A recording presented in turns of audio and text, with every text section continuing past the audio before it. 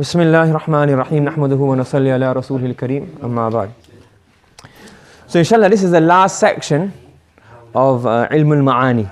Okay.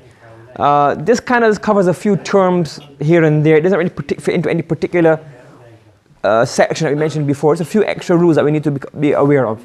Some of these, for example, could have been mentioned in Zamir as well. And I've only mentioned 4 here. There are many more in this section. But yeah, we just mentioned 4 just to get a rough idea. So one is the first thing we discussed called is Izmar qabla al-Izmar Maqam al-Izhar. Azmara yuzmiru izmaran means what? To bring a dhamir. So an Izhar means to bring ismu zahir. So for example, Zaydun is ismu zahir and huwa is ismus zamir. So Izmar is to bring huwa and Izhar is to bring the word and Izhar is to bring the word Zayd and Izmar is to bring the word huwa. Okay? So what we're discussing, okay, we know the principles. You mention something first once, then you mention zamir after it. But why would you bring a zamir even though you should have brought the ismu zahir? Like for example, look. Alif Lam Mim Tanzilul Kitabi La Rayba Fihi Min Rabbil Alameen. Yep. So this is a revelation of the book in which there is no doubt from the Lord of the worlds. Do they say he has forged it?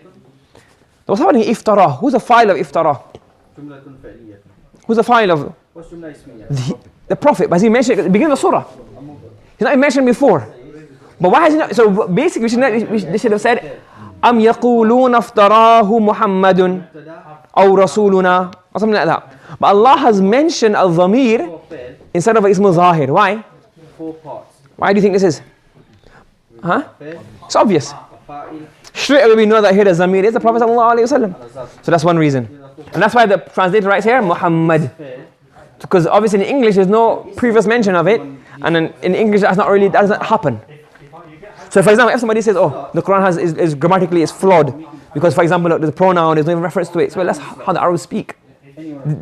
To you and our language it may seem weird, but Arabs use that often.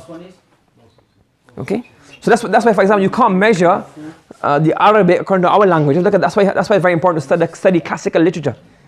Poets of Jahiliyyah, for example, like there's Imr al-Qais and the Sab'a Mu'allaqa and the poets of Jahiliyyah, so you actually understand. Look, this is in line with the language spoken of those times.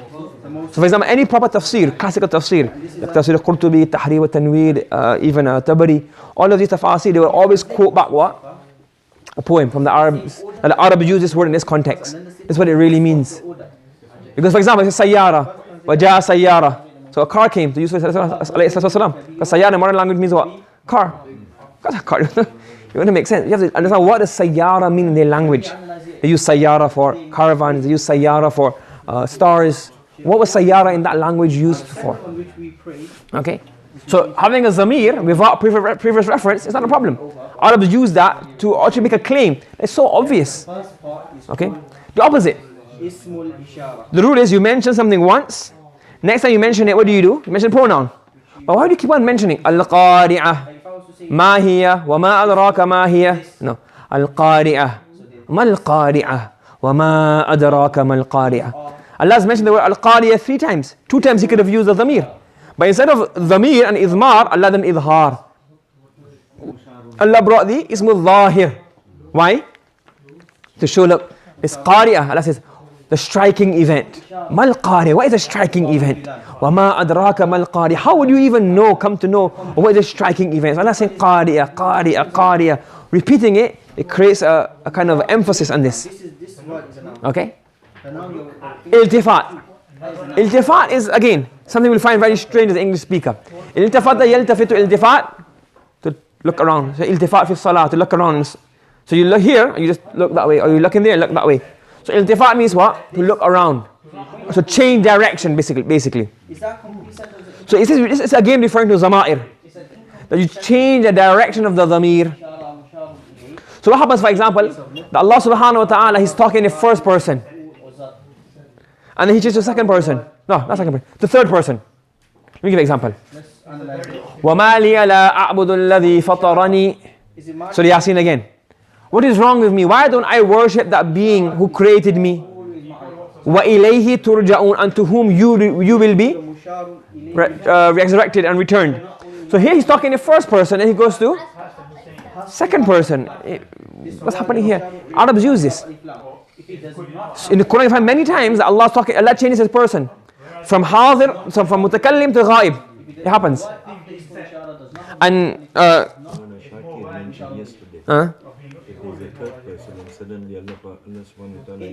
this is called iltifat. Yes. So from first person to third person, or third person to first person, it happens. La ilaha illahu sometimes, la ilaha illa ana sometimes, and sometimes the paragraph before it might be first person. And this is common in Arab. The Arab use this. They're flexible in this.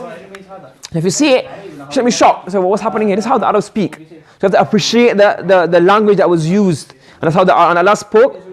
Bilisanik. Lisani Arabiyyin Mubin. The Arabs the language that the Arabs at that time spoke. Okay. Another one here is Tajahul Al-Arif.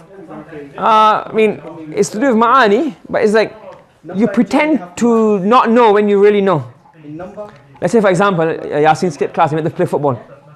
Let's say, Yasin, where were you yesterday? Yeah? Or, you get what I'm saying? I know where he was, but what I'm asking him, I'm pretending not to know. You understand?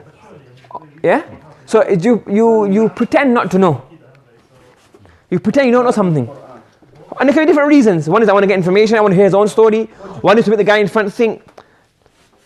Okay? You understand what I'm saying? Yes. Okay?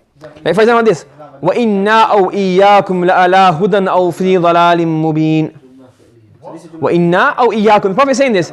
Either us, either we or you on the right path. And obviously the Prophet knows, innit? He knows who's on the right path. But he's saying, look, one of us has to be right. Think about it. Who is making more sense? Who's, you know? So he's doing tajahul. Jahila yajhalu is to be unaware, to not know. And tajahul is mabit tafa'ul, meaning to pretend to not know. So the arif, the one who knows, he's pretending to not know. You understand? If you go to the previous ayah, وَمَا لِيَ لَا أَعْبُدُ الَّذِي فَطَرَنِي.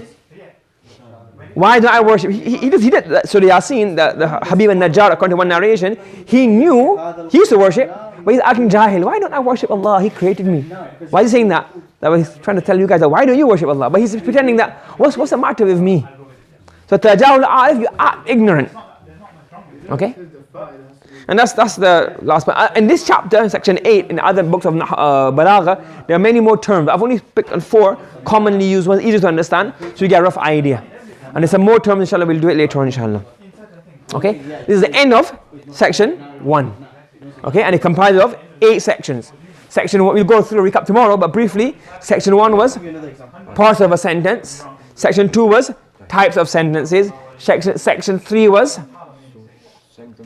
sentence order. Section 4 was ma'rifah nakira. Section 5 was creating restriction. We missed out one. Order, sentence order. Sentence order. Number 7 was length of speech. Itnab, ijaz and qasr. Itnab, ijaz and musawat, sorry. And the last one was a few general rules. So shall we do a recap tomorrow? But we've completed it, alhamdulillah, section 1, which is to do with ilm al-ma'ani. Okay? Any questions? No? Yeah? Let's stop there, inshallah. Huh? Pardon me? Too soon to say we got questions, inshallah. So we'll go over a recap tomorrow, inshallah. Okay? Subhanallah, bihamdi, subhanakallahumma wa bihamdika. Wa nashhadu an la ilaha illa anta wa nastaghfiruka wa natubu ilayk.